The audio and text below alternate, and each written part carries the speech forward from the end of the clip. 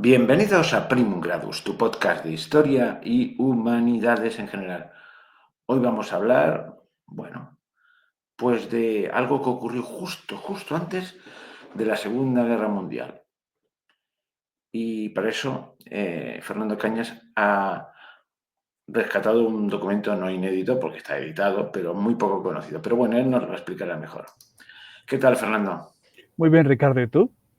Pues fantásticamente bien. Y cuéntanos, ¿qué documento es ese Pues que... hoy vamos a hablar de, claro, cuando uno habla de la Segunda Guerra Mundial y del fenómeno, del periodo de entreguerras, pues ve las cosas muy por encima y pocas veces se ve algo como lo que vamos a hablar hoy, que es un libro escrito por uno de los protagonistas que posiblemente tenga uno de los peores papeles o de los papeles más denostados en el periodo de entreguerras y el periodo del comienzo de la Segunda Guerra Mundial, que es Neville Chamberlain, que escribió un libro que es In Search of Peace, en busca de la paz, Oye, yo te donde rogaría que no explica. des nada por sabido y presenta a Neville Chamberlain. Neville ¿Quién Chamberlain era? es el predecesor de Winston Churchill, el cual históricamente ha quedado denostado porque negoció con los nazis la paz y en su libro explica cómo fue el proceso y cuál fue su error, que ya lo haremos cuando expliquemos cómo presenta su punto de vista, ¿no? De lo que ocurrió. Pero es alguien que ha quedado muy denostado y que Winston Churchill se lo puso muy frontalmente. Porque, como veremos, los postulados de Chamberlain son los contrarios a los de Churchill. Era el apaciguamiento, que era una persona que quería en la diplomacia. Y curiosamente, la acción de Chamberlain, hay historiadores que le atribuyen que fue corresponsable del ascenso, eh, de la posibilidad de que fue uno de los personajes que permitió no solo el ascenso, sino la capacidad de rearmarse y de alcanzar la dimensión que alcanzó la Alemania nazi, que le permitió ser una máquina bélica imparable.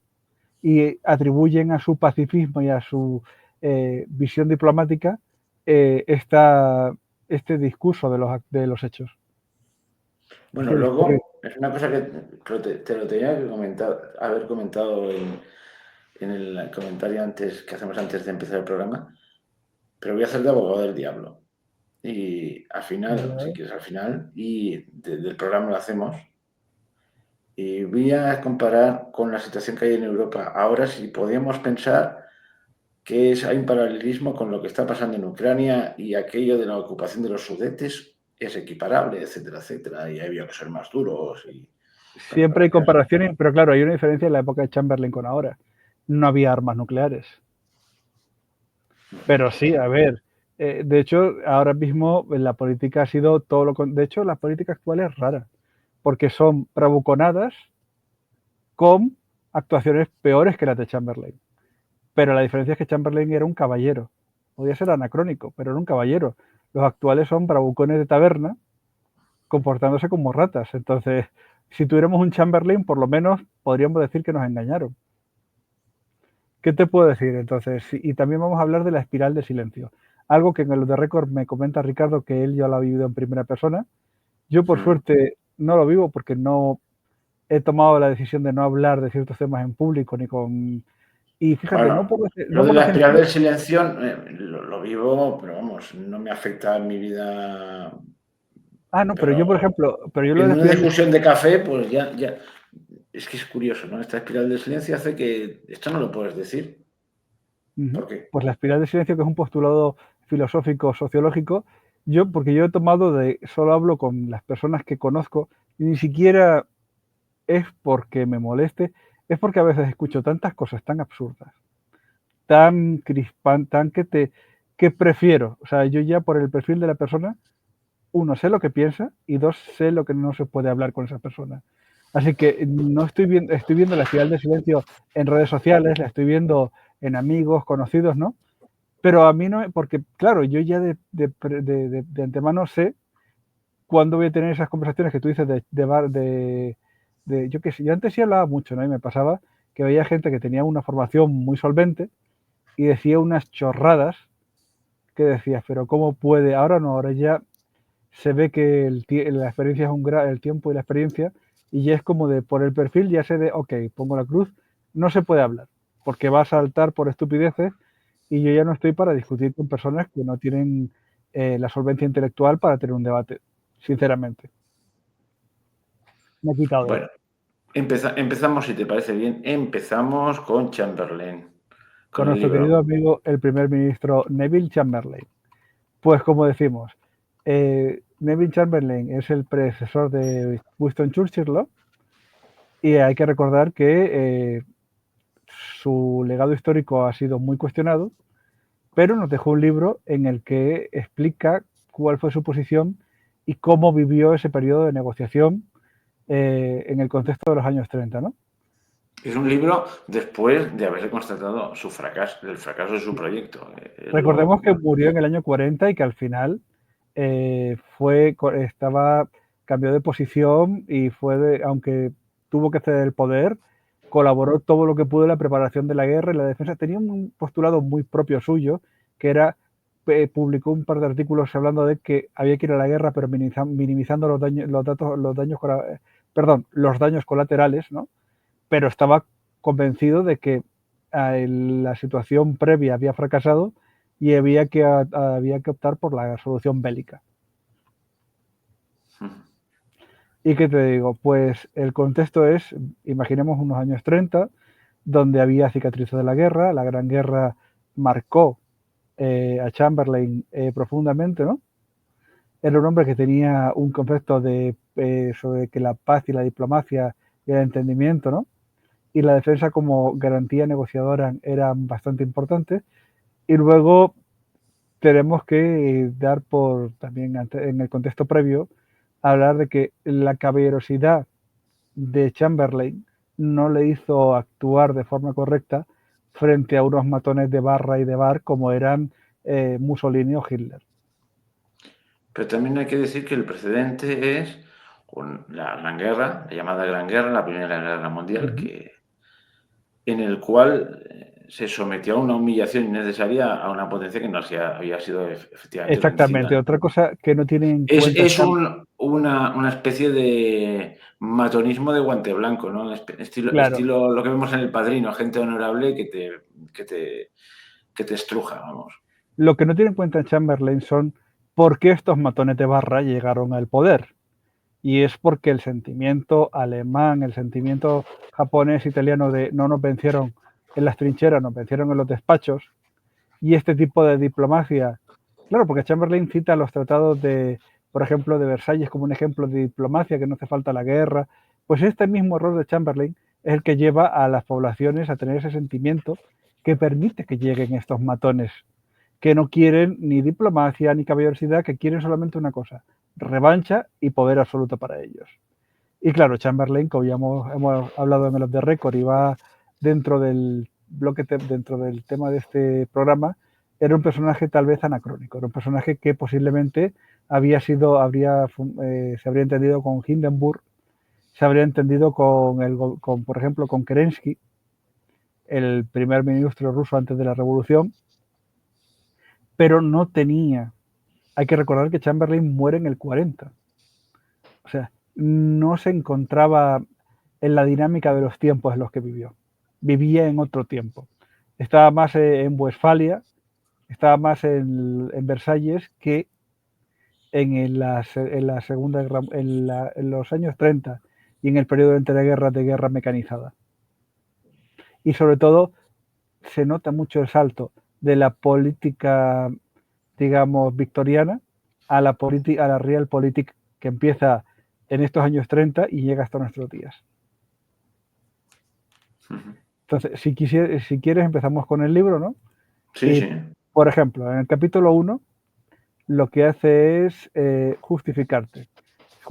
Se presenta ¿Cómo como se el hijo titula el libro? en Repítelo una busca vez de la más. paz, in search of peace, en busca de la paz. Vale, vale. Chamberlain se presenta como el hijo de una familia aristocrática y cuenta un poco recuerdo de infancia, ¿no? Comenta la experiencia de su padre y cómo le indicó sus convicciones, cuenta cómo fue a Oxford, ¿no? Luego cuenta algunos episodios de la Primera Guerra Mundial, cómo formó parte de la industria manufacturera, cómo llega al Parlamento, ¿no? Recuerda cómo nunca, una cosa que le marca es cómo la vida en trincheras le dejó una huella imborrable. y finalmente establece la conclusión de su libro, que es que toda su obra y su legado era la búsqueda de una paz duradera por esos recuerdos que le quedaban de la situación prebélica y bélica de la Primera Guerra Mundial que vivió. Qué bonito. Es un libro autojustificativo. Pero sí, es un aristócrata industrialista del siglo final del XIX, primero del XX, justificando por qué había tomado esa posición tan pacifista. Su padre, su infancia, la trinchera, el parlamento, la industria.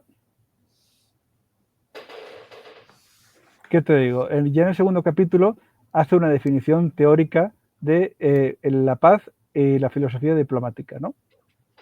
Y aquí empieza el capítulo con su célebre frase de la paz no es la mera ausencia de guerra, sino el equilibrio de voluntades respetuosas.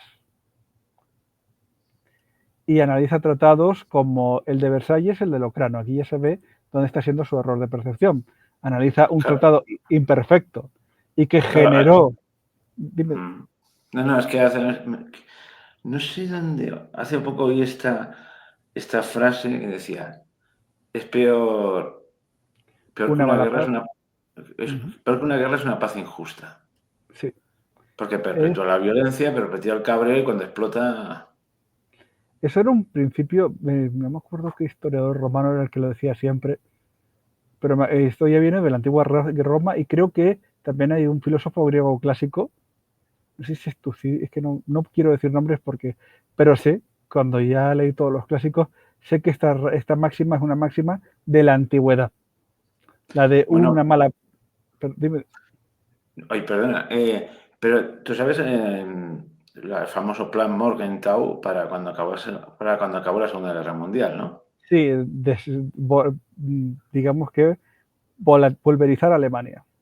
Convertirla en un estado agrario, además dividido, etcétera, etcétera. Y de eso la salvó Alemania precisamente la URSS, porque ante el peligro de la URSS dijeron esto no lo podemos hacer, hemos de plantarnos ahí y hacer un estado tapón, etcétera, etcétera, y que no Pero, avancen. claro, la Realpolitik es como Japón, que se le desarmó hasta que ha hecho falta que se rearme para hacer frente a China. Pero la idea es que Japón iba a ser un estado perpetuamente desarmado. Sí, Y sí. ahora no, ahora el ejército japonés es la primera punta de lanza si hay un conflicto entre Occidente y China. Curioso, ¿verdad que sí? Entonces, sí, la Realpolitik gana siempre a la... También en la Guerra Civil me acuerdo que Mola tenía un plan para desindustrializar el País Vasco y Cataluña y reducirlos a poco menos que a 2 comarcas y casualmente le pasó algo y casualmente la burguesía catalana y vasca, aunque apoyó a las facciones nacionalistas cuando acabó la guerra, pues oye, se le recibió en Madrid y no sé, me parece a mí que Cataluña no se desindustrializó durante el franquismo. No, está claro que a veces, aunque a veces triunfan estas políticas así rarillas, ¿eh? Sí, a veces hay gente que se pone políticas doctrinarias, duras, pero en general estas políticas están muy bien entre el círculo de convencidos, están muy bien en la propaganda, pero luego llevarlas a la vida real en cuentas, pocas veces funcionan porque, pues oye, uno puede decir, por ejemplo, sin ir más lejos del franquismo, tú ves al franquismo que era un régimen posibilista, le planteas algo así y te dicen, evidentemente haremos un plan industrial para La Mancha. Y ya está, pero no van a atacar a los March, aparte, es que me hace mucha gracia. El primer financiador de la guerra civil y del Banco Nacional, ¿quién era? Juan March, con toda la... Entonces, Era de Menorca. bueno, era del espacio cultural y geográfico, pero me refiero, y detrás de él estaba, sí, tienes razón, pero no veo castigando las inversiones de marcha en Cataluña. No veo que todas las participaciones industriales de la banca March fueran a ser movidas al sur. A lo mejor me equivoco. Tú me entiendes, ¿no? Sí, Curioso. Entonces, estos planteamientos maximalistas, ultrapolíticos, desligados de la realidad económica o social, pues quedan muy bien en la perolata, pero pocas veces se implementa. Que ahora algún oyente nos dirá, pues simplemente sí, porque para eso frente al franquismo está Pol Pot, frente al franquismo está el peronismo. Eso es así. Sí, sí, O sea, no, todo el mundo los han querido comparar y eran una auténtica antítesis Perón y Franco, ¿eh?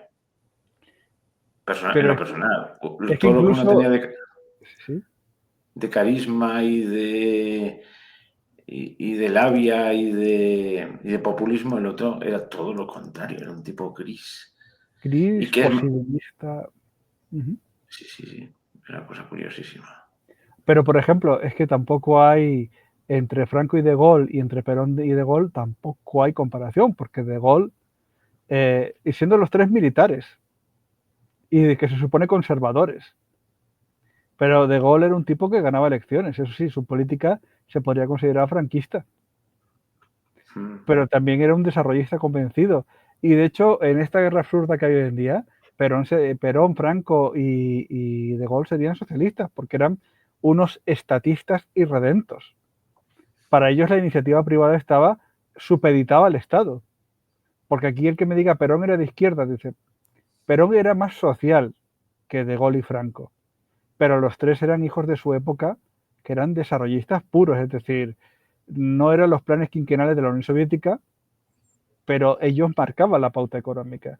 Y aún así son tres personajes que no tienen nada que ver uno con el otro en casi ningún aspecto. Uh-huh. Y que, bueno, que Franco no habría ganado una elección, cosa que De Gaulle y Perón, Franco, pero no habría ganado una elección libre, pero ni amañándola. O sea, yo voy a decir una barbaridad, pero yo creo que Maduro tiene más posibilidades de ganar una elección que las que tenía Franco. Era un Bueno, personaje, Franco no se metía en política, como decía. sí, pero su carisma era inexistente. Y su capacidad de levantar pasiones. Al final sí, cuando crearon de él un mito. Pero Efectivamente. antes de la guerra y de la propaganda que le hicieron, jamás habría podido, si hubiera tenido que llegar por su cuenta como Perón o De Gaulle, no habría ganado. Pero volviendo al libro de Chamberlain, que es Sí. curioso cómo nos hemos ido, estábamos en... Claro, La culpa ha sido mía, ¿eh? nada, pero esta La parte es excursión. la idea interesante. Pues vemos que Chamberlain, ¿no? Ya empieza a errar, ¿no? Con la paz no es la ausencia de guerra, sino la voluntad de respetuosas, que eso estaría muy bien en un mundo de caballeros.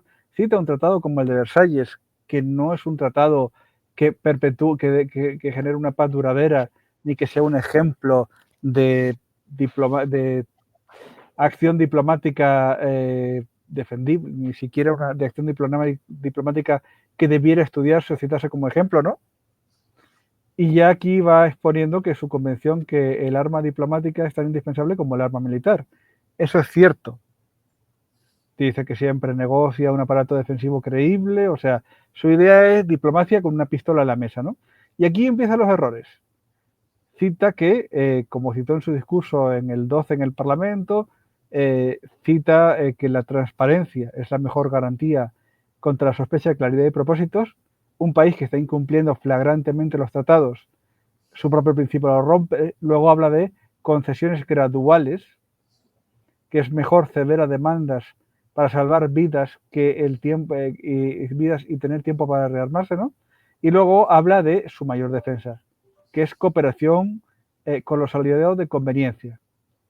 Y ahí habla de que para Gran Bretaña la ausencia de Estados Unidos del teatro de operaciones fue algo que no pudieron se les hizo casi imposible operar sin ellos, ¿no?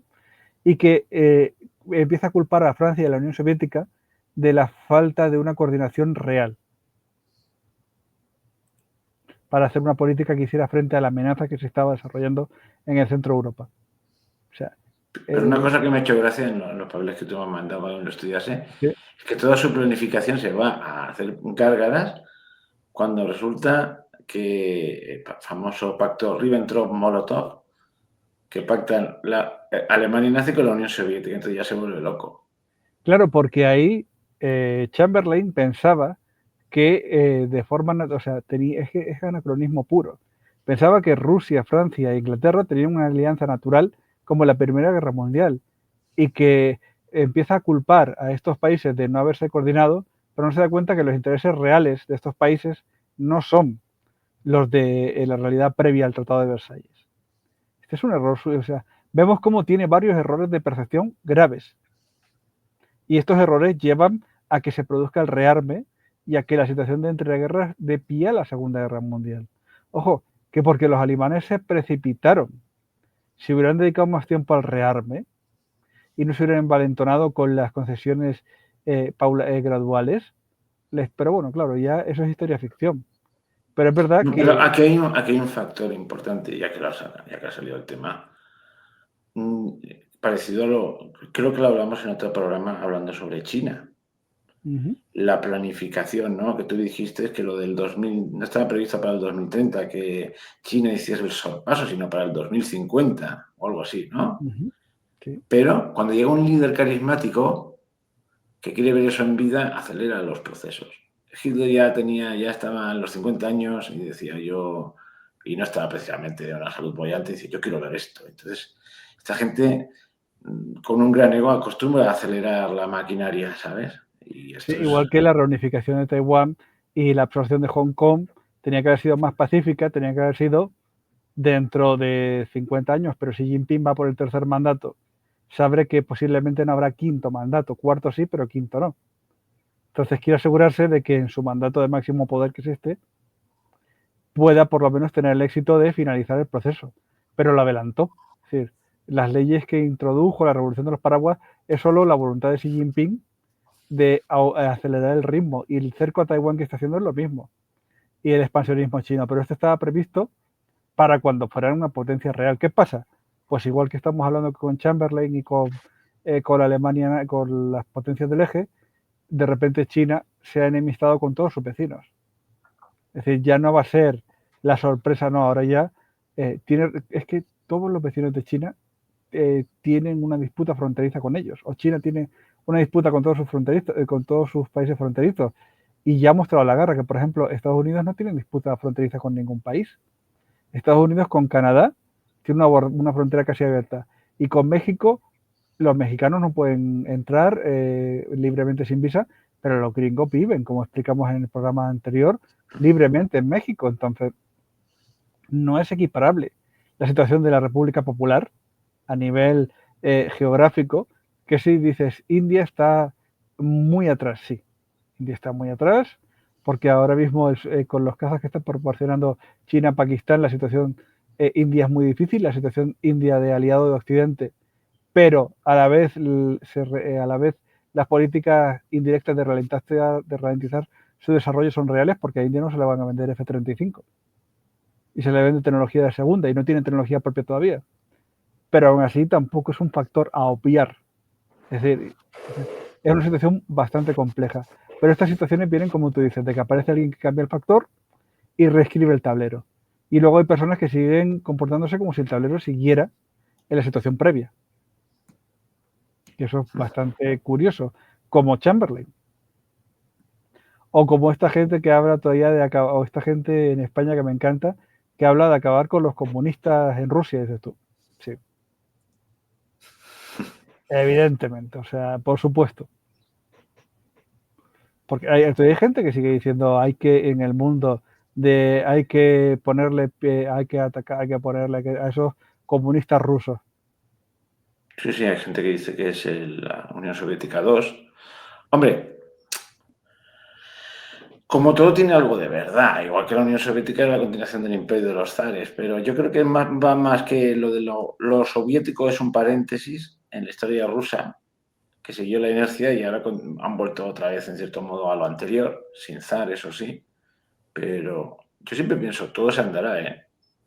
Pero es lo mismo que el maoísmo, que la República Francesa.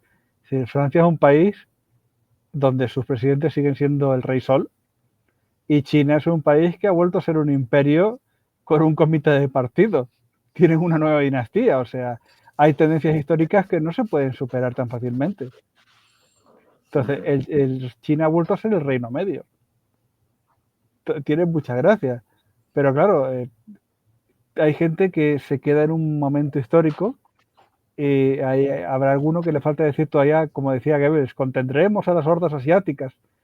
Pues si te quieres quedar ahí y no entender el cambio de posición, muy bien por ti. Pero es curioso porque sí se producen estas reactualizaciones y sí hay actores relevantes que no las ven. Igual que cualquiera que diga que Europa es un pilar de la democracia. Mira, Europa será un pilar de la economía mercantil. Europa será un pilar de la estupidez, pero la democracia no, porque la población, una parte está reprimida y otra parte está idiotizada. No vota, simplemente sigue lineamientos sin ningún tipo de respuesta crítica. Entonces, Bueno, que nos hemos ido otra vez, por culpa mía. no importa, porque una parte importante del tema es comparar lo que deja el libro, ¿no? No las lecciones, pero sí los ecos que deja el libro con la época actual. Entonces, está perfecto. Bueno, continuemos. ¿Qué te digo? Entonces, aquí ya se justifica totalmente, ¿no? Habla de la evolución del nazismo, recuerda sus encuentros con el embajador alemán en Londres y que percibió que había contradicciones entre los discursos públicos y los mensajes privados de Hitler, ¿no? Y que generaba una sensación calculada. Habla de la rehabilitación de Renania en el 36, con una moderada protesta británica, argumentando que forzar el enfrentamiento en aquel momento habría significado el suicidio nacional y que que su postura buscaba ganar tiempo para refortalecer la RAF, cosa que tal vez salvó a Inglaterra porque este reforzamiento de la RAF sí permitió a Inglaterra ganar in extremis la batalla de Gran Bretaña, pero también permitió que Francia fuera completamente invadida. Pero lo de Francia yo creo que fue una sorpresa hasta para los alemanes. Sí, pero porque... Y en este libro se plantea que los franceses estaban absolutamente divididos, descoordinados. Yo creo que una gran parte del problema, y lo explica el propio Chamberlain, es que no podía contar con ellos. No estaban en condiciones de responder a la inoperancia de Francia en el periodo de entreguerras, ¿no? Después de provocar el Tratado de Versalles, tal vez sea uno de los mayores detonantes de la situación que se vivió. Porque al fin y al cabo Inglaterra no podía sola, ni diplomáticamente ni militarmente, contener a la Alemania sedienta de venganza que había salido del periodo de entreguerras. Son más factores, porque claro, Chamberlain se justifica mucho, pero también le tocó bailar si hubiera empezado la guerra y les hubieran derrotado en un momento temprano, pues posiblemente se vería la estupidez del primer ministro Chamberlain, que llevó a una Inglaterra a la guerra no preparada. Es que, claro, ahora nosotros vemos muy claro que la operación Barbarossa fuera un fracaso, pero en el momento que estás ahí no es tan fácil calcular, ante decisiones tan difíciles no es tan sencillo calcular cuáles son las formas correctas de actuar y los tiempos. Sí, sí, no. A todo lo pasado, todo es fácil. Todos Es somos lógico, humanos. tenía que haber pasado así, no podía pasar de otra manera, un cuerno. Claro, qué estúpido, tanta diplomacia, tanta tontería. Bueno, diplomacia para el rearme. O sea, no era un naif no era de estos de la Comisión Europea de tirar flores, ay, no pasa nada, todo es precioso, vamos a crear aquí una comisión. No era este tipo de, iba a decir nihilismo, pero es más que nihilismo, es esta cosa que no mancha, que no deja nada, ¿no? No era eso, no era ese tipo de nada intelectual y filosófica. Era, sí, anacrónico, no era... Ella en ese tiempo Churchill estaba hablando de, si fuera por Winston Churchill, la guerra habría empezado en el 36-38. Bueno, pero como Winston Churchill también, no sé. Es que estas Sí, son ya sé que no le tienes mucho aprecio a nuestro amigo Winston. Bueno, y además sus anteriores intervenciones en la Primera Guerra Mundial fueron también de traca. Galípoli, etcétera, etcétera. Pero si Churchill es un ejemplo de superación, y bueno, sí, porque evidentemente, porque nadie con tantos fracasos llegó tan lejos.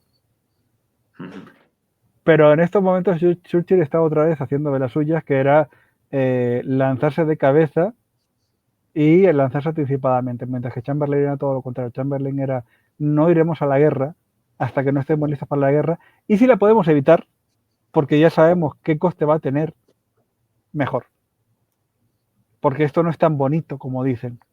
O sea, Chamberlain sí tenía una postura muy realista, pero claro, no veía hasta el final a quién tenía enfrente. Es que no quería repetir la euforia prebélica de la Primera Guerra Mundial, cosa que también le marcó mucho, porque la euforia prebélica, pues cuando nos cuentan eso de que todo el mundo iba contento, pues Chamberlain no fue contento en la Primera Guerra Mundial y ya era Ya, pero sí, parlamentario. parece que sí que era general en ambos bandos la euforia, ¿eh? Es una cosa Era muy... general en la opinión publicada y en un sentir mayoritario, pero había había no pocas personas que no estaban de acuerdo y que no fueron aplaudiendo. Ahora sí, el sentir mayoritario era ese. Bueno, hay que decir que en la Alemania nazi, a pesar de que quien mandaba, tampoco era mayoritario el entusiasmo por la guerra. De hecho, los alemanes se esforzaron lo máximo posible para que la guerra no repercutiese en la población civil. Es decir, que cuando Inglaterra ya vivía una situación de economía de guerra y de los ajustes propios de la guerra que afectan a los civiles, en Alemania los civiles no se enteraban. Era una obsesión del régimen que aquí la guerra está lejos y no nos llega. Hay una película muy interesante que se llama La Rosa Blanca, no sé si la conoces, Mm. que narra de unos jóvenes universitarios, activistas Ah, antinazis. sí, la que se ve que con los panfletos en la universidad de. Sí, Sí, sí. sí. Entonces, cuando llega al juicio, le dice, pero vosotros, que vuestros camaradas, vuestros compatriotas están sacrificándose en el frente y vosotros podéis estudiar aquí tranquilamente y gozáis de un tal. Claro, Sí. es decir, nos estáis entendiendo en la guerra, lo seguís por los partes. Bueno, algo más, ¿no? Porque algún conocido tendrían ahí partiéndose la cara en el frente, pero en la medida de lo posible lo trataron de evitar. Bueno, dicho esto, sigamos. Fue muy tarde, sí, cuando Speer, de hecho es con Speer cuando se toma exactamente cuando se implementa la economía de guerra. Que Ujú. también sería para el otro día, fue muy rápido el paso de una situación de euforia y de sentir como que la guerra no les alcanzaba a una situación dramática total. Es muy curioso cómo Alemania pasó en 6 meses de estamos ganando, no se nota, a vamos a perder esta guerra y va a ser peor que la anterior. Bueno, A ver, continuamos. perdón. Ya más adelante en el libro rescata fragmentos de sus despachos al Foreign Office, ¿no? Fechados en el 36, donde iba advirtiendo de que sin un diálogo directo con Berlín, la escalada era inevitable, ¿no? Y evalúa la posición de Francia por la amenaza nazi y resalta el punto de que está dividida entre los partidarios de contener a Hitler y quienes preferían dejarle espacio a Polonia, ¿no? Lo cual explica que debilita mucho su posición. El Bueno, capítulo, ahora dime. otra interrupción, perdona, pero yo creo que es muy... Lo de Francia también en la Segunda Guerra Mundial, bueno, hay un gran nombre, tiene Francia. Napoleón decía que tenía más miedo a un ejército de corderos dirigidos por un león que a un ejército de leones dirigidos por un cordero. La Francia derrotada tenía un león que se llama De Gaulle. Te puede gustar más o menos, pero que consiguiese desfilar como triunfadores, que consiguiese la posición de Francia en exterior, después, cuando lo de Francia fue vergonzoso, tiene su mérito, De Gaulle tuvo su mérito. Antes y durante. Porque la posición, ya estamos viendo, la posición francesa no es solo eso de la rendición. No, no, no. Antes la situación era catastrófica de Francia antes de la Segunda Guerra Mundial. En entre Y, guerras. sí, sí, y además la invasión de Francia fue un paseo militar, cuando teóricamente sobre el papel Francia tenía más efectivos. Y así de claro, incluso más carros de combate. O sea, es una cosa muy curiosa que la gente Y no más lo sabe. unidades, sí. Pero no tenía Más, voluntad pero los franceses no tenían voluntad de combate, porque otra cosa, cuando analizamos de Portugal en la guerra, ¿no? La gente en Francia ya no quería guerra, quería vivir bien. Ese bueno, parece espíritu ser que no. patriótico, ese ya pasó. De hecho, una cosa que se reían los alemanes, ¿no? Que me acuerdo yo cuando estudié todo esto en la línea Maginot, es que la línea Maginot tenía teatros, vino, o sea, no sabían si estaban, veían los servicios que tenía el soldado francés y decía, pero esta gente está en la guerra o estaba pasando un fin de semana. No era una guerra hosca, incómoda, ¿no? La idea francesa era de tener a los soldados disparando artillería en la fortaleza con sus vinos, su descanso, su ropa limpia. Ya, Francia ya no estaba preparada para una guerra total como la de la Primera Guerra Mundial. También había dejado una marca en ellos. Y parece ser que la ocupación alemana, por lo menos el primer año o los 2 primeros años, fue muy suave para la población civil. Hombre, Se- te voy a la decir una cosa, gente, la yo me gente no acuerdo, está, sí, sí, perdón, dale. la gente no se movilizó contra la invasión. O sea, el mito de la resistencia francesa es eso, exactamente, un mito. Y entre otras cosas porque el Partido Comunista, que era el que No, podía haber articulado, hasta no que Stalin no colaboró. le ordenó, no, cuando les ordenaron no hacer resistencia, y los que resistieron fueron ellos, la gente común. De hecho, yo me acuerdo cuando yo vivía en Francia, iba camino a la universidad en Poitiers, ibas por ahí y había una prisión antigua de esa época, no muy antigua, pero ibas caminando y un día ves la placa. A los héroes de la resistencia. 1, 2, 3, 4, 5. Es decir, en toda la región de Poitou fueron ejecutados 5 personas. Y empiezo a investigar y te ves un libro muy interesante y sacan todos los nombres de los colaboracionistas. Uno era el abuelo del alcalde, otro era un político prominente, otro era un industrial, y te ponía la región como de las más colaboradoras. Y ahí vas hablando y dices, no, había muchos franceses que era te contaban el cuento, pero había otros franceses, un par de amigos muy buenos, que decían, no, aquí colaboró todo el mundo. El milagro es que De Gaulle blanqueara esto y humillando a 2 putas y ejecutando a 3 tipos, tapáramos la vergüenza de que íbamos con los nazis. De hecho, la división Carlomagno luchó hasta el final en la defensa del Führerbunker. O sea, fueron los que se quedaron. Entonces, pero claro, han conseguido crear el mito y es un tema nacional, es un tema de historiografía global, hablar de la colaboración francesa, pues, ¿qué te digo? O sea, resistencia es lo de Vietnam, Resistencia en Europa fue la de Yugoslavia. por ejemplo, también. Pero resistencia fue la de Otto Skorzeny en Sicilia. En Francia no hay nadie que resista como resistió Otto Skorzeny a la invasión aliada. O sea, las acciones guerrilleras, aunque sea pero esos son, o los maquis en España. Es que en Francia, hasta el final de la guerra y hasta que Stalin lo ordena, no hay un movimiento como los maquis, que se tardó años en controlar. Pero ellos te venden una cosa de...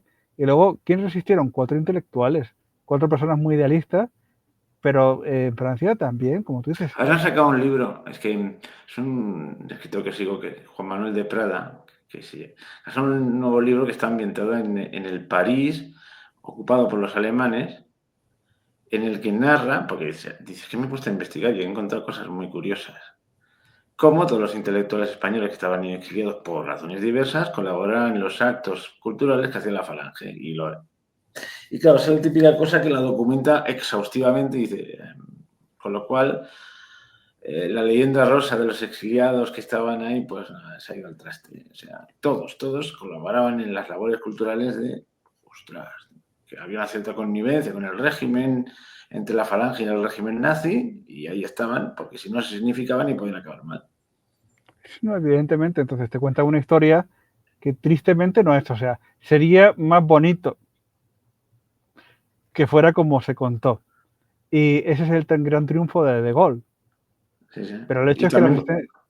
Claro. ay, sí, perdona, es que sí, sí. No, dale. Y también cuenta cómo precisamente los alemanes respetaron a los intelectuales y a los hombres de arte o tal, porque dice, mientras no nos, para mantener la ficción de que todo estaba igual, es más, se preocupaban de que siguiese la producción cinematográfica y que los cabarets estuviesen abiertos, para la sensación de normalidad y de que ahí no pasara nada y que viva la buena vida. Ya está, con esto no. Que es lo que quería la población francesa. Pero es curioso porque resistencia es lo que se da en el este. Igual que, por ejemplo, resistencia y en el otro sentido. Y un país más colaboracionista que Francia es Ucrania, que es un país profundamente antisoviético y que es curioso, pero la participación ucraniana en la Segunda Guerra Mundial y la significación de sus personajes, o sea, me hace mucha gracia. Es algo que debería estudiarse. Y sin embargo, la resistencia se da en los Balcanes. no en el este. De Ucrania hay que decir que tiene un cierto resentimiento contra determinadas Pequeño. políticas pequeño. Por algún pequeño motivo, sin Sí, importancia. de unos cuantos millones de personas muertas de hambre. No hagamos. Que si no la gente no entiende la ironía. El famoso Holodomor, que ahora algunos dicen no existió en realidad. Bueno, No, que siempre. perdona pero el Holodomor y el genocidio armenio son cosas que, pues, enemigos, antipatrias de dos países, potencias maravillosas, inventan para desprestigiarlos, pero no son barbaridades que han hecho esas dos potencias.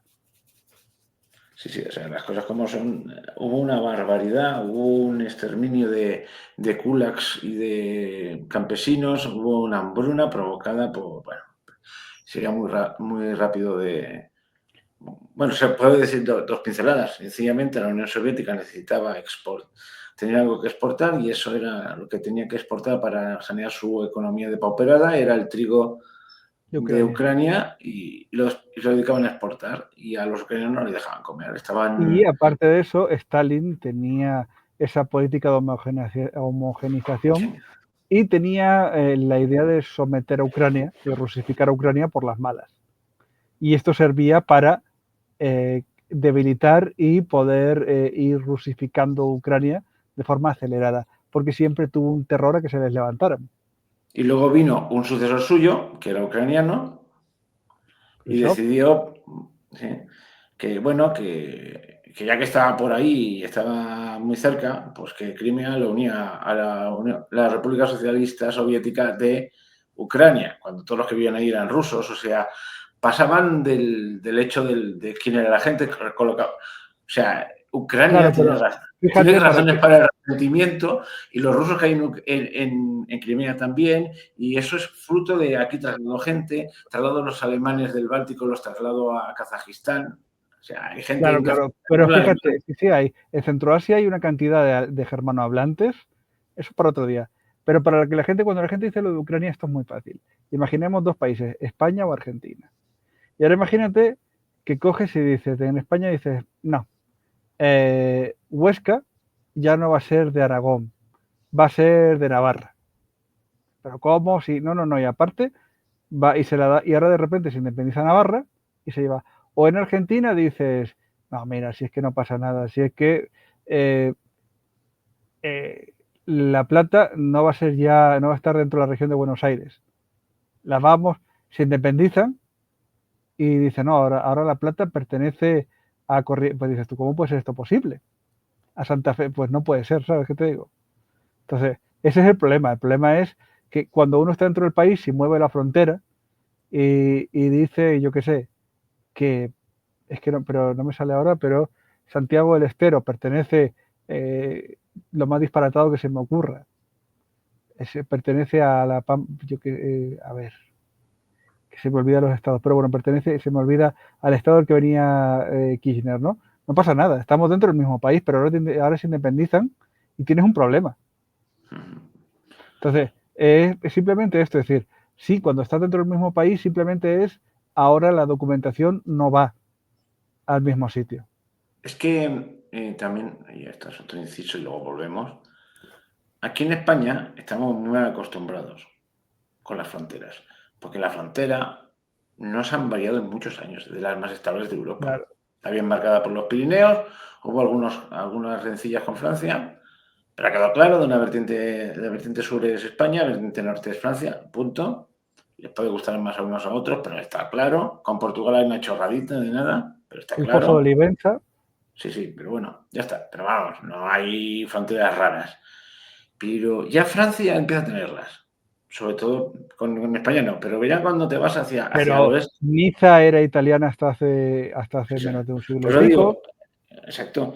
Pero ya sí, cuando vamos a Alemania, por favor, coger un atlas histórico y veréis que aquello se ensancha, se estrecha, o sea, yo creo que no sé qué porcentaje del territorio polaco actual, no creo que baje del 20% y puede llegar hasta el 40 o así, era antigua Silesia. Es el reino de Prusia. Sí, el reino de Prusia se desintegró y está en Polonia y un trocito que quedó ahí, que se llama Kaliningrado, Königsberg, Kaliningrado, donde que, nació que- Kant. sí, cuando nació Kant, Königsberg ahora es Kaliningrado y es un Un exclave, se llama exclave. así, exclave ruso en el Báltico, rodeado por Polonia y por Lituania.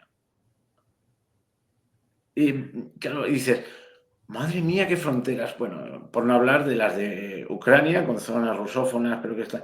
Ucrania, que hay un trozo que fue de Polonia, pero Polonia estaba más hacia el este, pero la recortaron, pero en la tierra de Alemania. O sea, aquello es un cacao maravillado.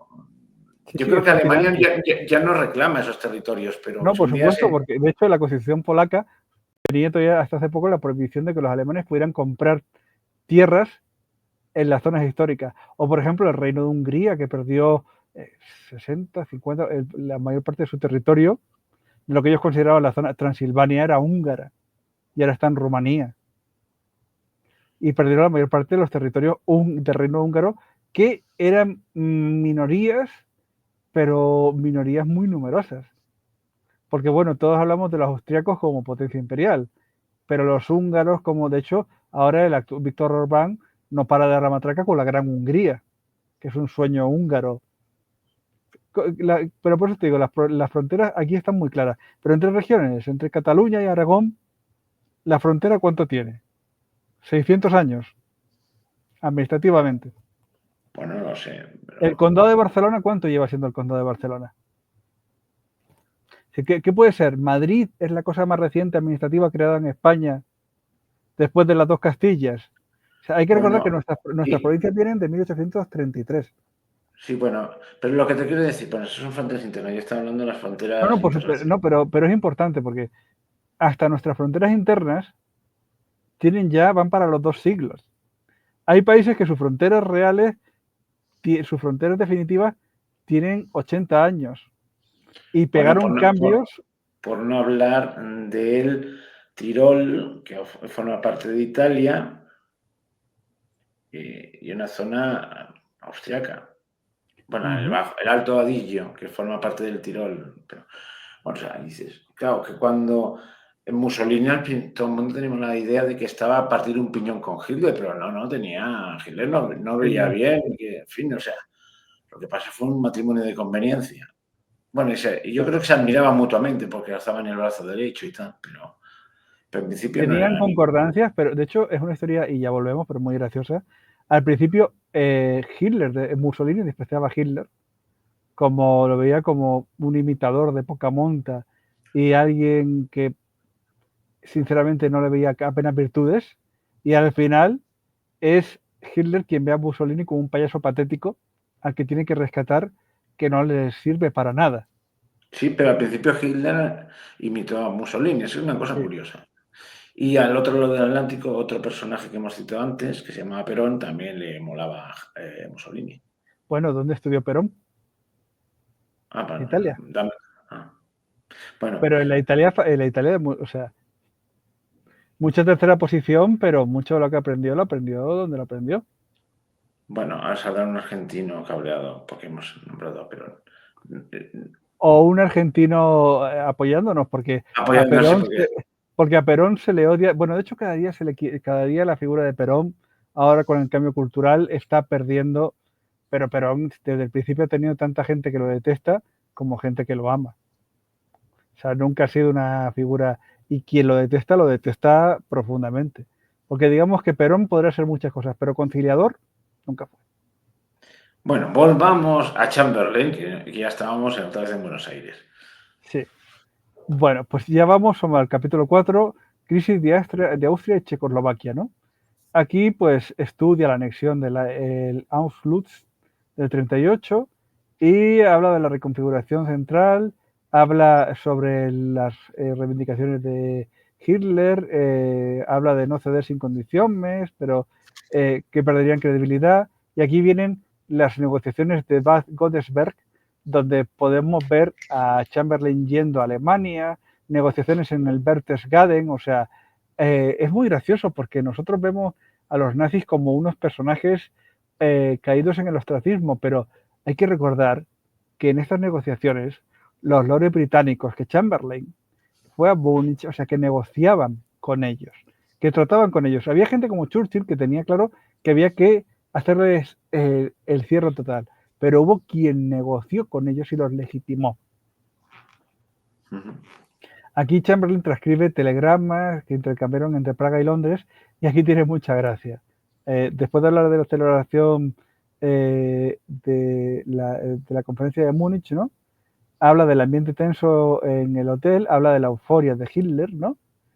Y mira, recoge en su propio diario de a bordo que afirmó que a Hitler que mantendríamos la paz con honor. Que por cierto, Hitler detestaba a Chamberlain, lo consideraba un bufón pusilánime, ¿no? Y aquí me hace gracia porque habla de las protestas masivas en Trafalgar Square, presionando para la guerra, porque había encuestas en el 38, y había encuestas donde el 93% de los británicos desconfiaban de Hitler, ¿no? Y habla de los efectos a corto plazo ya en el capítulo 5 de la negociación de la ocupación, ¿no? Y aquí tiene mucha gracia porque lamenta la postura inflexible del gobierno checo como uno de los obstáculos para la negociación. Que por alguna razón el gobierno checoslovaco no llevaba bien que su país se cediera a la Alemania. Es que son Insensibles. intolerantes, insensibles. En fin. Y aquí habla, ya va hablando en este 5º capítulo de la ocupación, habla de la repentina invasión de Praga sin resistencia, habla de que fue en horas, de que Hitler le prometió que no habría más reclamaciones señalando la quiebra de la Confederación Británica, habla del ultimátum a Polonia, ya avanzando el libro, y ya deja claro que si Hitler cruza el Vístula, Gran Bretaña entrará en la guerra. Finalmente reflexiona sobre las lecciones de aquel episodio y habla que el equilibrio de poder creíble se rompió por la falta de voluntad real de defenderlo. Pero yo siempre me pregunto una cosa. Alemania cruzó el Vístula. ¿Y Rusia qué río cruzó? Porque se lo repartieron. Eso viene más adelante. Porque Vale. ya en el capítulo 6 habla de la falsa calma del 39, las tensiones con Italia y Japón, le hacen prever un conflicto global, respiran aliviados tras Múnich, donde en las reuniones secretas de diplomáticos franceses y soviéticos argumenta que el pacto británico-francés-soviético era la única barrera real, documenta ya más adelante en el siguiente, en el siguiente punto del libro, que la firma del pacto germano-soviético del 23 de agosto del 39 es una ruptura total de su visión diplomática y de su acción, ¿no? Reproduce el telegrama de Varsovia del 24 de agosto, donde dice que Stalin y Hitler sellan su trato, Polonia aislada. Es el telegrama que le llega desde Varsovia, ¿no? Y esto rompe de un plumazo su esperanza de una contención pacífica. Ya comienza a describir la declaración de la guerra tras la invasión de Polonia el 1 de septiembre del 39, su visita al rey, la reunión del gabinete, donde justifica que no pueden permanecer neutrales, porque recordemos que es el propio Chamberlain quien declara la guerra al eje, ¿no? Y con un autocrítico reconoce que la paz obtenida en Múnich era efímera y lamenta que no supimos las verdaderas intenciones de Hitler. ¿Qué te parece? Ya en estas alturas del libro reconoce que todo ese apaciguamiento, que el permitir el Anschluss, que permitir Checoslovaquia el rearme, sí, les permitió rearmarse, pero que realmente el problema es que no supieron ver, ni él, ni los soviéticos, ni los franceses, las verdaderas intenciones de Hitler, que les engañó. Bueno, para que engañen a alguien está la habilidad de engañar y la inhabilidad de dejarse engañar. Está claro. Hombre, creo que se hubiera leído un libro que se llamaba Main, ¿cómo era? Main no sé cuánto. Sí, ahí lo ponía. Es que de verdad no he visto cosa más clara que lo que ponía Hitler ahí. Tenía un programa perfectamente pergeñado y lo iba a cumplir. Y de hecho empezó a cumplirlo. Aunque el libro es locoide y es una chorrada de libro, bueno, francamente. Pero Porche lo puso por escrito. También es cierto también es cierto. Que siempre esto tuvo que pasar necesariamente. Bueno, en Alemania se daba todo para que hubiese un loco que intentase esto. Pero que fuese Hitler, pues también son fruto de una serie de... Ay, vamos a hacer un inciso aquí de los que hacemos largo de un par de minutos, pero a mí me molesta mucho esa gente obsesionada con si yo volver a Alemania y matar a Austria y matar a un niño que está, pues habría sido otro. Es decir, hay personajes que son fruto de su momento, es decir, matar a Mao Zedong, matar a Hitler, es que a lo mejor nace otro y triunfa un golpe comunista y la historia sería mucho peor. Y a lo mejor matas a Mao Zedong, nace un líder nacionalista que gana la guerra, pero es mil veces peor. Es decir, esos momentos de tensión, de cambio geopolítico, sí, ese personaje es el que triunfa sobre Rom. ¿Cómo se llama? Ay, te lo preparé para el otro programa, se me ha olvidado. ¿Cómo se llamaba este que mató Hitler, que estaba asesinado por ganar el poder, que era también militar, que asesinaron de los primeros, que negociaba con Hindenburg, que era bastante importante? ¿Cómo se llamaba? No me acuerdo. Pero ¿sabes de qué personaje te hablo? De segunda línea, era líder de los conservadores y era un aspirante a Hitler, Sí, que lo sí. liquidaron entonces, Sí. Nunca aspirantes se y sabe. personajes, claro, claro. Y Mussolini militaba en el Partido Socialista Italiano, se enfade quien se enfade. Goering era un tipo y Goebbels eran unos tipos que Stalin dijo de Mussolini que qué pena que se cambió de bando porque era el que podía haber llevado la revolución comunista a Italia. Y Goebbels era socialista. Era lo que llamaban el ala roja del partido nazi. Y era un socialista convencido. Y Sí, había sí. estudiado todo el marxismo. O sea, es fascinante.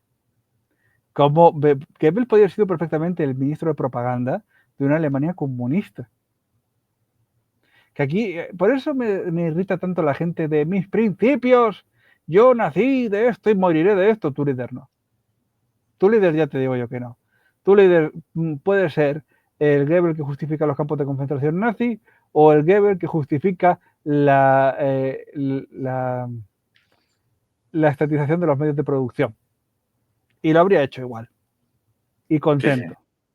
Entonces, no me cuentes cuentos porque vamos a ver, o sea, Goebbels se hizo antisoviético porque le convenía para el crecimiento del poder. ¿Qué hace Goebbels con un personaje aristócrata y lunático como Goering en el mismo partido? Y no, son la antítesis uno del otro. Sí, por supuesto. Entonces, Luego, esa teoría también que algunos, sobre todo en sectores muy liberales, muy anarcoliberales, la figura, porque esto también cogen a la escuela de Salamanca y la hacen como vamos, que se levanta tótem. uno de alguno de esos teólogos y le abre la cabeza en canal alguno, pero porque no es verdad, pero alguna idea, pues sí, alguna semejanza puede tener, pero y sobre todo hablaban la idea ¿cómo se llama? Del tiranicidio. El tiranicidio generalmente acaba en nada. Es decir, para evitar que vamos a irnos lejanos, para evitar que Julio César se proclame rey y acabe con la república, lo matamos. ¿Quién vino después? El primer Augusto, emperador. que nunca se proclamó rey, pero fue rey y dictador absoluto y montó Bueno, la pero dinastía. es que eso me hace gracia, es decir, la tendencia estaba, no se proclamó rey porque pues se proclamó imperator. Sí, sí, pero lo que te Aunque, quiere pero por eso te digo, pero esto tiene gracia cuando se producen los cambios, ¿no?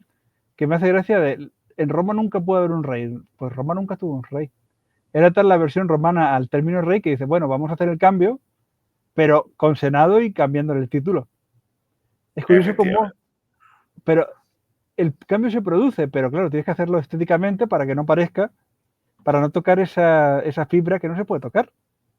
Pero luego también es cierto que mejor una persona es la persona capaz de llevar eso a cabo y tal, pero como nunca lo sabes, o sea, nunca tienes la certeza 100% de que matando al líder acabas con el movimiento. Ah, no, por supuesto, porque, por ejemplo, la O caída de la puede venir República alguien peor. Yo lo digo por los que fantasean con que le caiga un zambombazo a Putin.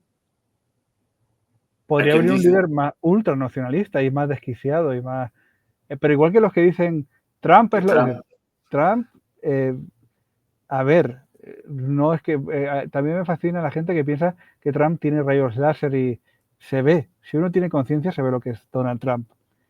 Pero aún no ha llegado un líder que diga, madre mía, y lo ha sabido en la historia. Estos que estamos hablando, el trío Calavera, Hitler, Toyo y Mussolini, madre mía.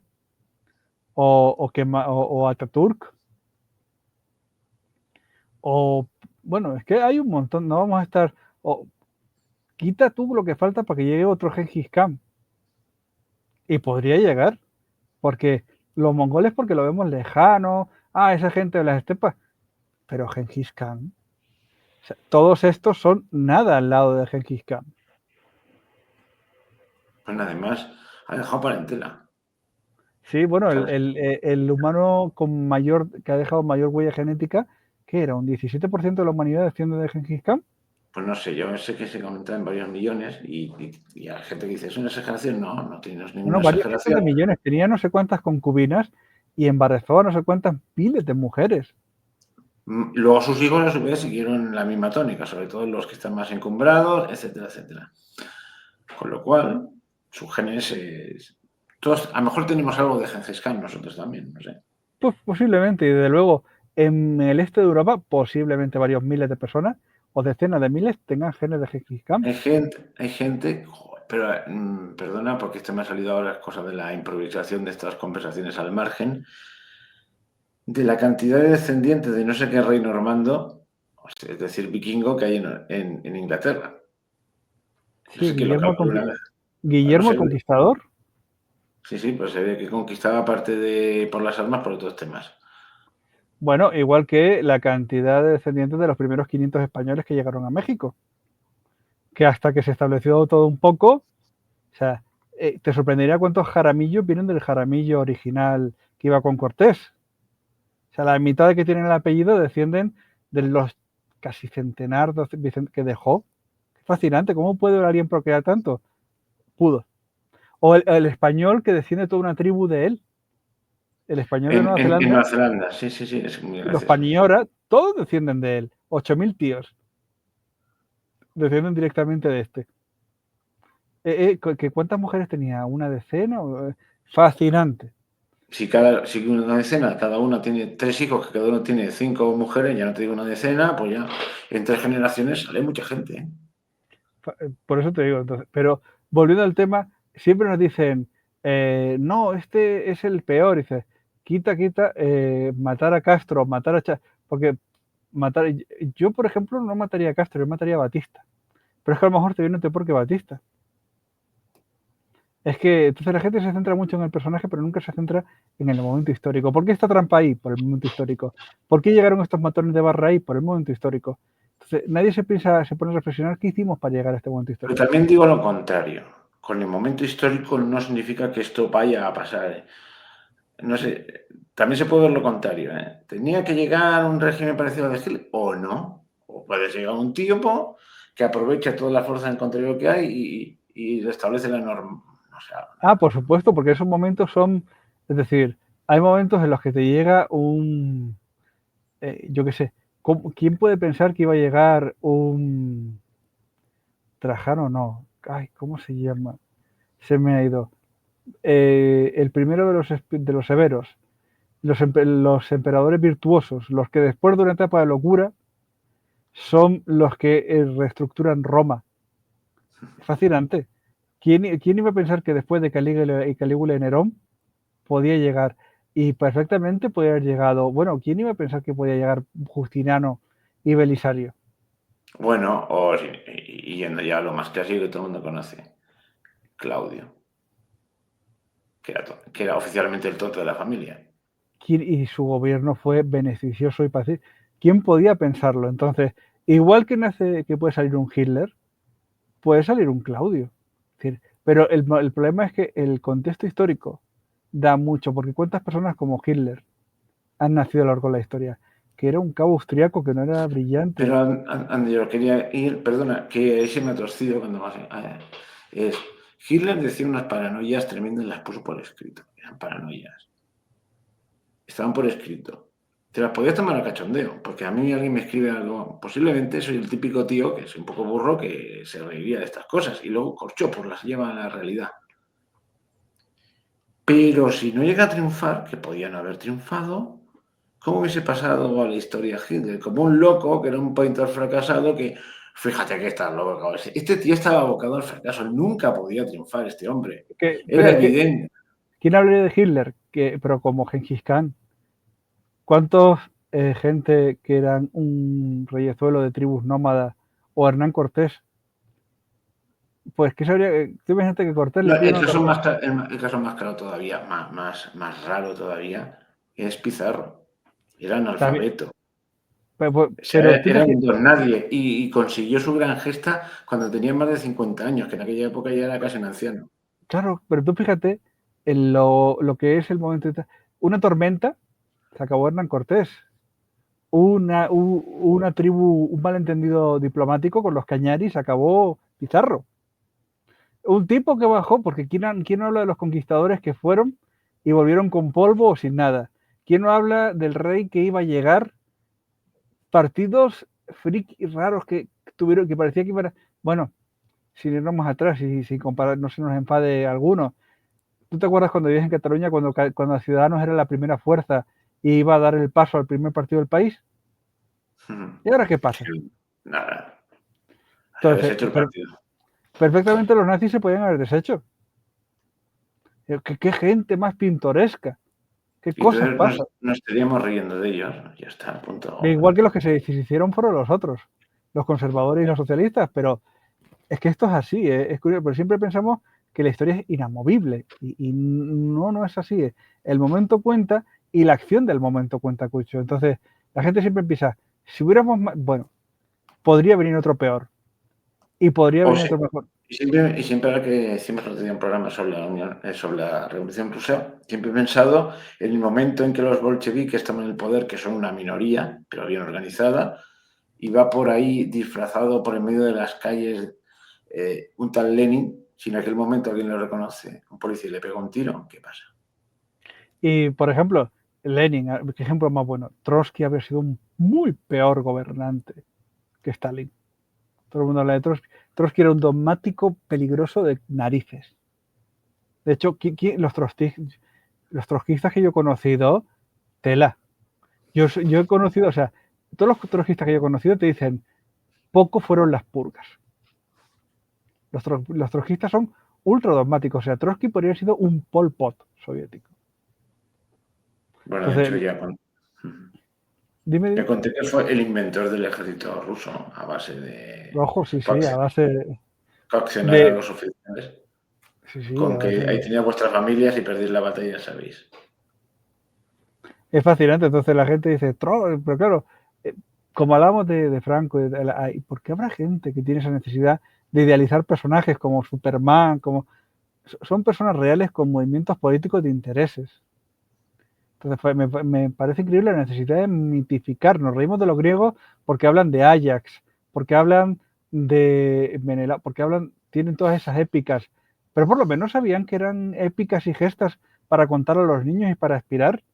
Pero todavía seguimos aquí. No, pero aunque hay gente que sí que es buena y son ejemplares, como el Che Sí, Guevara. sí. Bueno, no nos vayamos por ahí. Un día Me le voy dedicaremos a, un me voy a, tiempo. me voy a callar porque acabamos después de 5 horas y ninguna de las palabras, vamos, no nos censurarían, nos borrarían. Madre mía, qué tipo sin virtud, pero sí, no hay nada como que te hagan publicidad y te quedes ahí, oye, sí, o sea, increíble. Mira, he dicho que no, Gengis Khan era más bueno que el Che Guevara. Eso sí te lo puedo decir. Por lo menos tenía visión de Estado. Y por lo menos lo que tocaba funcionaba. Ernesto 0, Gengis Khan 1. Bueno, continuemos. Venga, no te metas con nuestro amado Che. Sí, con el ejemplo No, revolucionario y de hombre y bla, bla, bla. Ay, capítulo 7, perdón. Chamberlain ¿cuántos da un capítulos epílogo. quedan? Ya queda poquito, ya estamos al final del libro.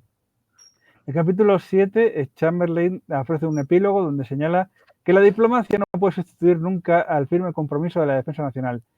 Llama a los futuros responsables a estudiar los documentos de la década 30 para no repetir errores. Concluye a un llamamiento a la reconstrucción europea posbélica y sugiere que solo mediante instituciones internacionales fuertes y capaces de tomar decisiones rápidas se evitará otra catástrofe.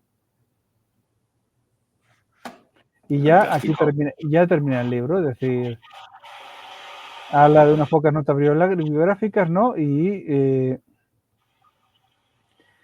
habla de que este capítulo y esta página intenta exponer los motivos de Chamberlain a través de sus telegramas oficiales, fragmentos de su diario personal, declaraciones de Peace for All Time y citas de sus discursos parlamentarios, que es donde el propio Chamberlain se autojustifica.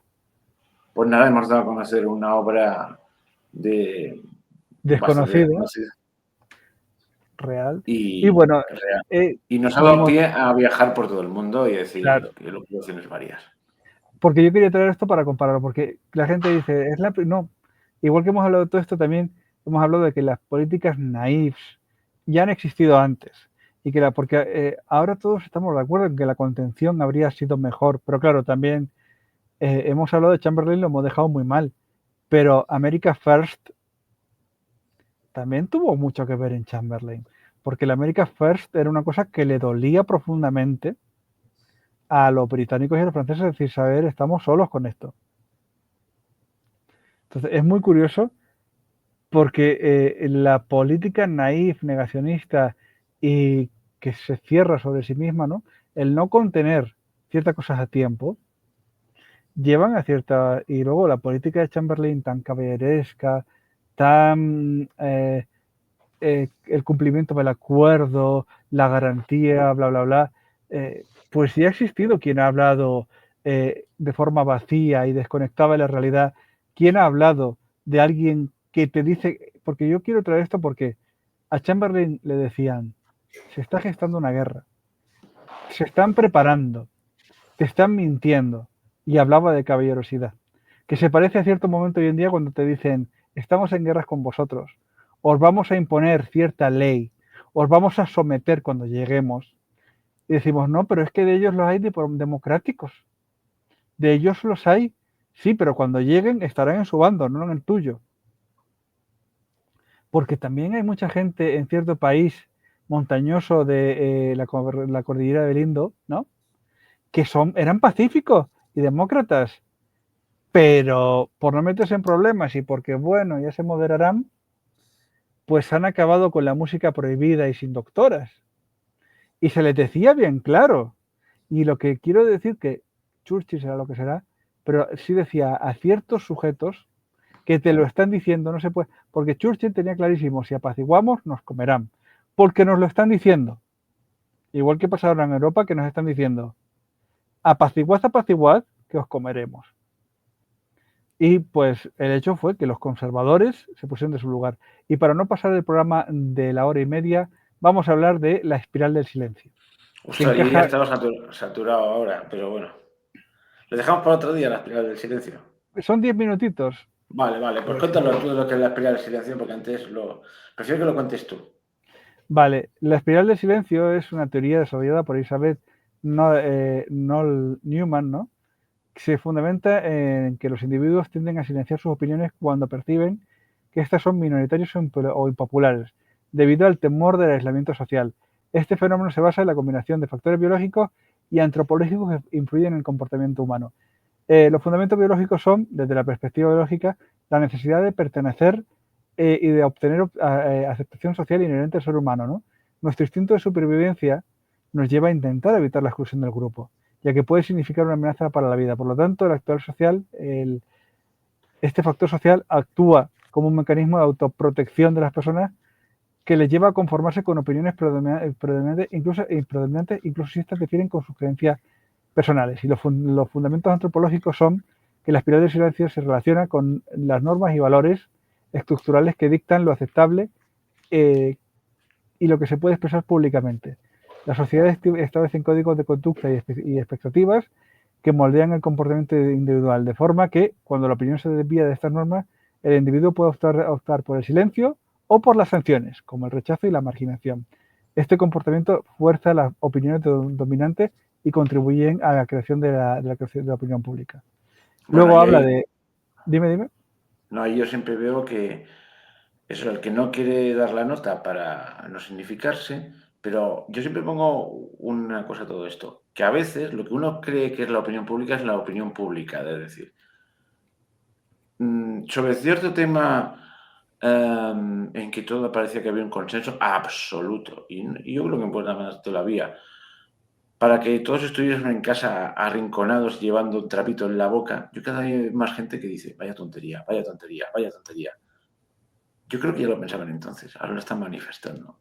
Pero entonces era atroz, era noche y día bombardeando de todos los medios de comunicación a una. Daba la sensación de que aquello era ser auténticamente disidente. No era lo que muchos pensaban, no digo todos, pero mucha gente lo pensaba. Bueno, me hace gracia los momentos históricos. Ahora, cuando se quiso redimir al pueblo alemán, te sacaban cartas me acuerdo siempre de la misma carta, puesta 20 veces. Un alemán, hoy he visto ¿cómo decía? Cómo estaban haciendo un acto contra los judíos con la cruz y saqueando un negocio y cómo demolieron una sinagoga. Siento vergüenza, aunque no la pueda expresar. Pagaremos por esto, no sé quién, no sé cuánto, 1938. Y te dicen, mira esta carta de un diario privado, los alemanes sabían que estaba mal.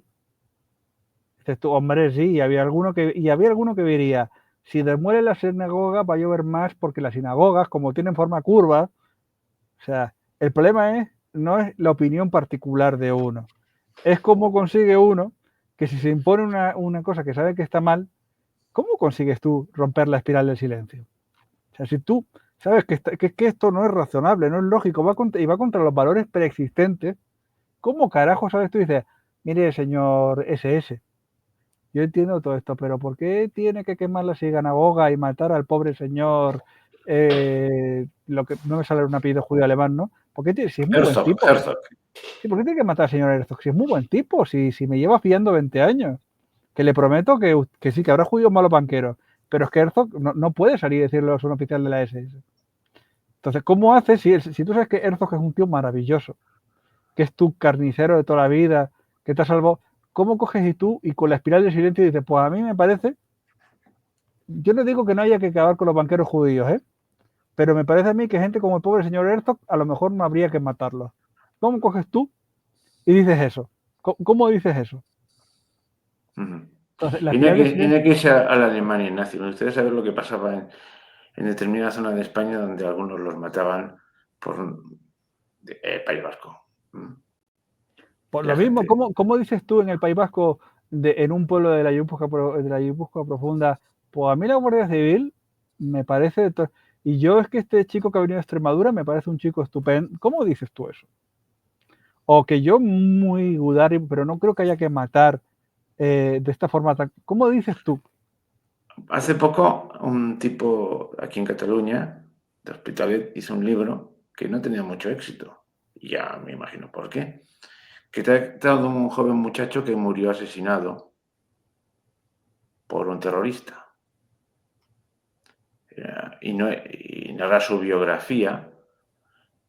Y es la víctima del señor Puig.